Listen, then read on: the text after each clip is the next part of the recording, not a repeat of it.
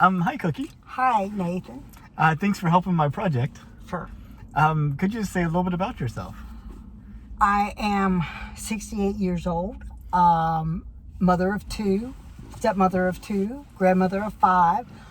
I remember when we went to the moon the first time. I can remember watching it on TV. It was very exciting. Following the space program growing up.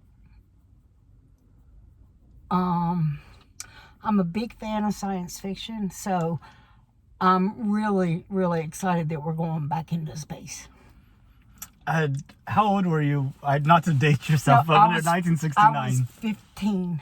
Wow. And were you watching TV whenever? Yeah. Oh, yes. I was actually spending the summer in Washington State with my sister, and we were all sitting around the TV watching avidly.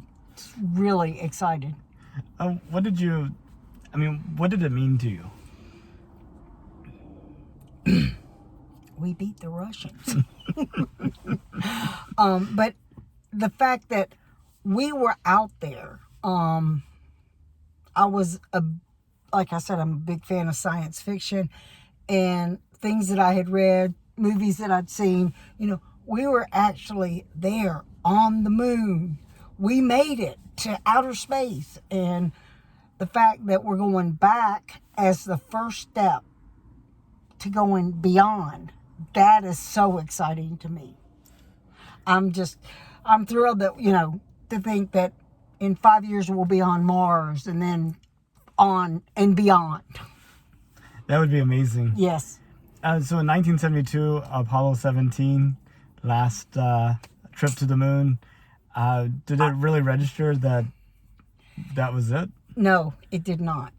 In 1972, I was graduating from high school and going to college, and mine was more on things like Watergate and stuff like that than the end of the space program.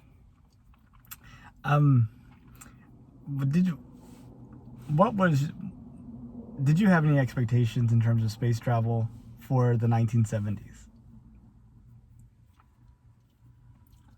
I thought that we would be going out. I was a Star Trek fan.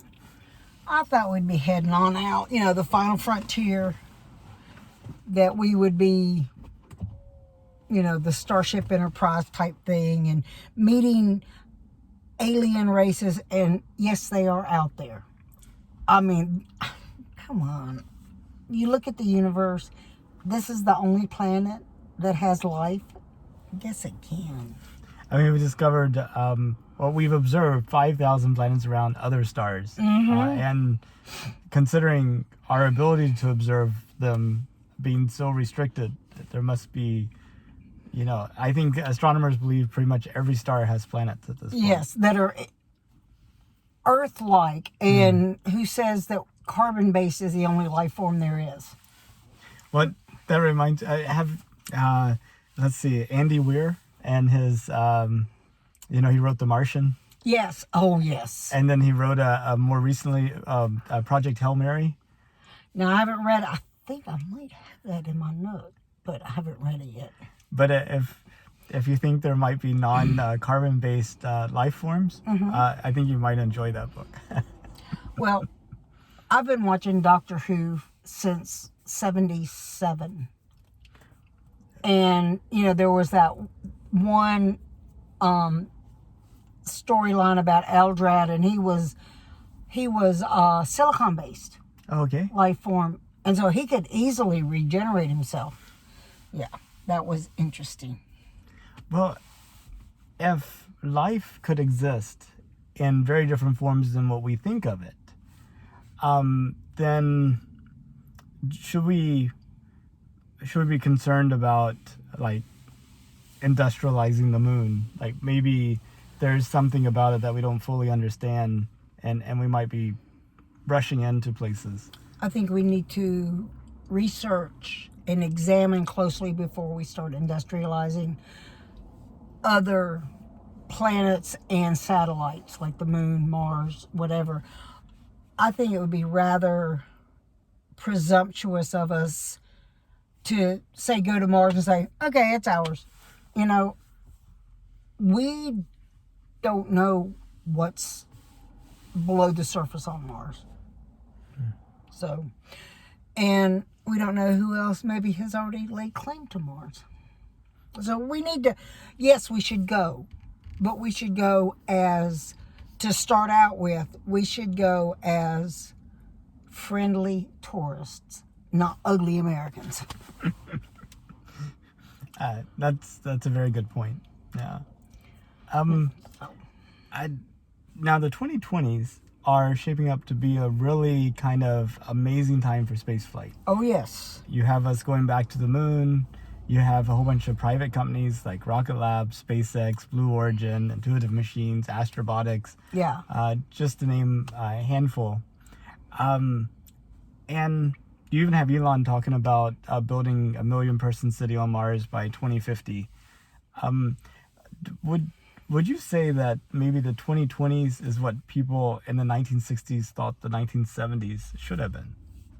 Yes, I do. I think this is what we foresaw. You know, my whole thing is, we're in the flying cars. I watched the Jetsons when I was 7, 8, 9 years old. We're supposed to have cars that fold up into a briefcase and we fly and we don't have to deal with these traffic jams. I'm just glad we came up with something other than a shoe phone. Oh, yes. Yes, from Get Smart. Get yes. Smart. Yes. And the cone of silence. I don't know. That cone of silence might be nice. That might sometimes. be nice. That's true. Yes. If it was safe and affordable, would you take a trip to space? Yes. If it were affordable, yes. How far would you go? To orbit? To the moon? Would you immigrate to Mars? I would go to the moon. It would depend on what research and all they had done to Mars. And I'm getting old. But I would still probably, I mean, Bill Shatner was 90 when he went up, so I still got a few years left. I find getting old to be surprising. Like, I'm just like, I mean, I have seen old people all my life. Yes. But I thought they were like other people. I was wondering, is this a common phenomenon? Are you surprised you're getting old? Yes. Yes. What I'm surprised of is all the aches and pains. You know, I really expected to be in better shape than I am, but I'm not. So there's that. 200 years from now, what does humanity look like? 200 years from now? A lot of it depends on what we do as far as taking care of the earth and taking care of each other. Right now, it seems like we are headed for disaster. There's a lot of people who just don't care about their fellow man. Fortunately, there are a lot of people that do. There are a lot of people that are reaching out and giving back and doing the right thing, the next right thing. But there are a lot of people that are, all they think about is me, me, me.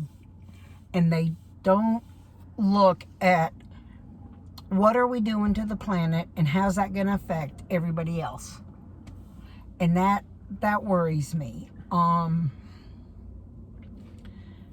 If we keep going the way we are, we may wind up with a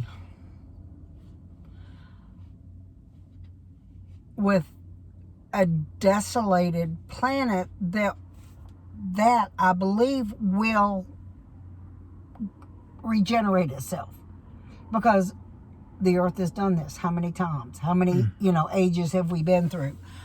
But I don't know if humanity will survive.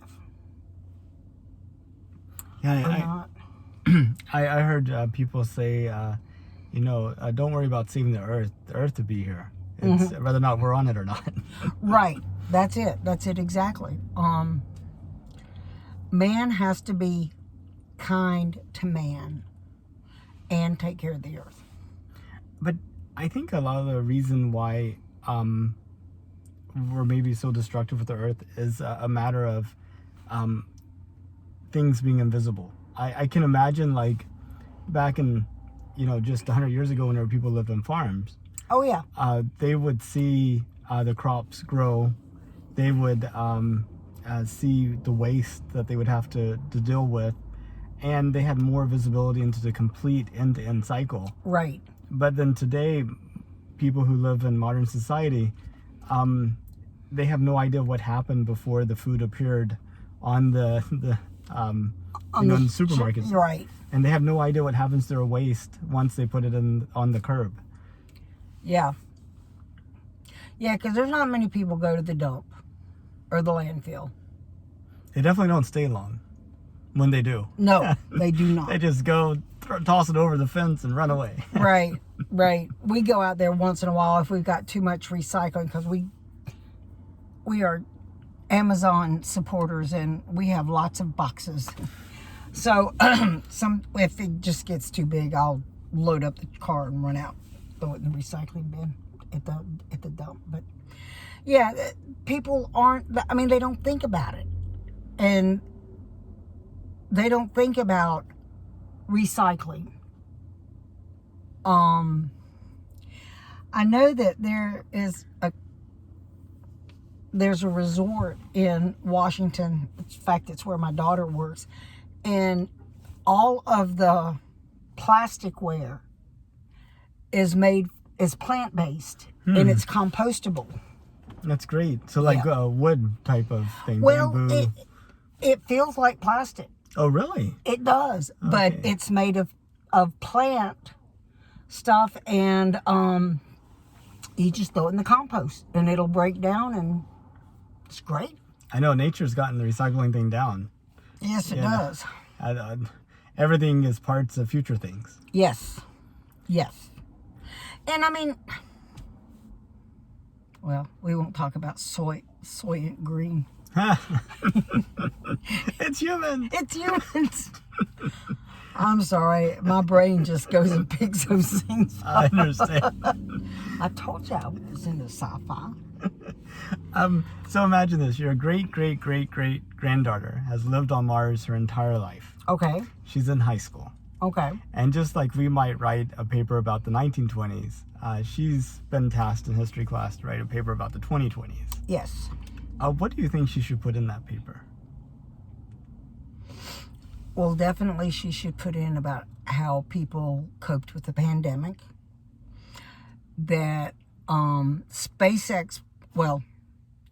travel became a reality for more and more people, even if it was just to go up and come back down. I think by the end of the 20s, there will be space travel to the moon for any Joe Schmo that can afford it. I'm hoping she would write in there that people became more compassionate, that their guiding focus became kindness and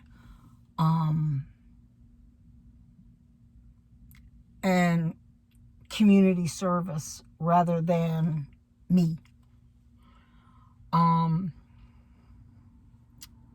See, we're only 2 years in, so it's kind of hard. I know.